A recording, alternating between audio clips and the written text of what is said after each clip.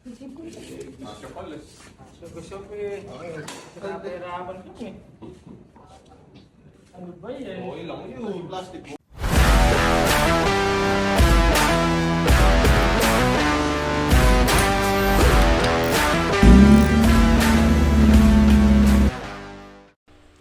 Magandang hapon sa inyo, no? Maaga nga pala akong tinawagan ni Boss Dex para papuntahin dito sa casa niya. Pinagyayabag niya kasi sa akin itong pininturahan yung bumper na may mga butas, 6 na Dragon Balls. Nakita mo naman, sobrang kintab niyan, guys. So ngayon, tinawagan niya ako kasi ilalagay daw namin yung mga pintuan dito ni Azul. Kaso meron kaming problema.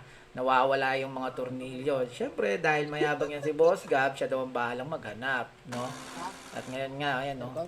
Sa isang araw niya naghahanap ng tornilyo, nakadalawa lang siya, kulay puti pa.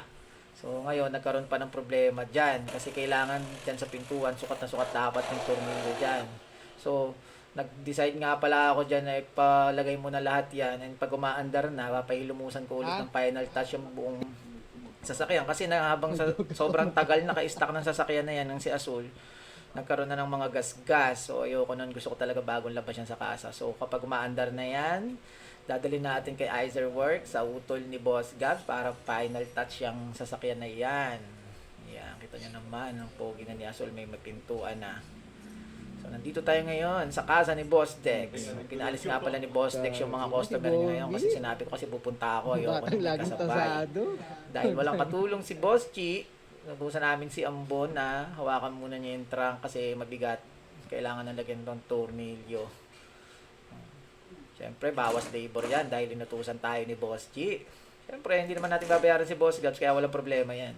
Hindi pa nga ako sinisingil niyan eh. Siyempre, alam mo naman si Boss Gabs, mabait yan. Mamaya papa-ice creamin pa ako niyan. Ang pogi na nun likod oh. Baka carbon yan. Kita mo, sponsoran daw ako ni Boss Gabs ng carbon kapag daw maraming nag-like dito kay Azul. Kaya kung ako sa inyo guys, i-share nyo na para naman bigyan na ako ni Boss Gabs ng carbon. Gagawin nga rin nga pala yung puti yung ilaw dyan. So ayun, dito nilalagay na namin tong hood. Grabe, pahirap ang umanap ng tornilyo. Nakita nyo yung makina ni Azul. Akala mo lang malinis sa camera pero puro tayo na ng ibon yan. Madumi na naman siya. So ayun, nalagyan na ng tornilyo ni Boss Gabs. Buti may nakita niya siya dyan. Seryoso si Boss Benj. Masama ng loob niya kasi hindi siya nakakain ng ice cream. So ayun, nailagay na namin tong hood ni Azul. No? Grabe, puro alikabok pero makintab pa rin. May mga konting scratches lang.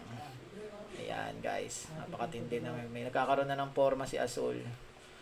At ito naman, may problema dito. Nung nilalagay ng panghuling pinto, naputulan ng tornilyo. Kaya umabot pa ng 1 oras, buti na lang malupit si Boss Gabs. At ito nga pala itsura ng likod. Yan, nakita nyo kung gaano kakintab, pati yung bumper. Bagong pintura, yan. Yan, kita nyo naman, ina-align nga pala nila Boss Bench and Boss Gabs yung pintuan. Kasi kailangan dapat i-align yan para saktong-sakto. Oh, diba?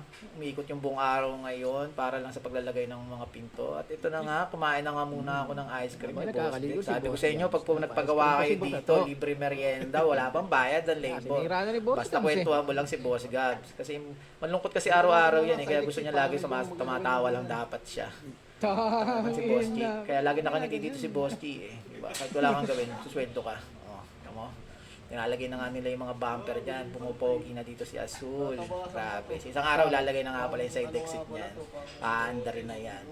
Ewan ko kung kailan. Baka next year siguro, sabi ni Boss Gabs. Mayabang din kasi yan eh. Puro kasi yung halingan. Sabi niya kasi next year na daw niya gagawin. Ayaw daw niya nakikita masaya si Boss Atto. Grabe talaga yan. Anong sama ng ugali meron yan. At ayun, natapos ang buong araw na to. Nilagay niya, hindi na nga nasalpak yung bumper kasi may kailangan pang grinder rin. So ayun, sana nagustuhan nyo itong maikling video. Share nyo naman para sponsoran ako ni Boss Dex ng hood and trunk. Bye-bye!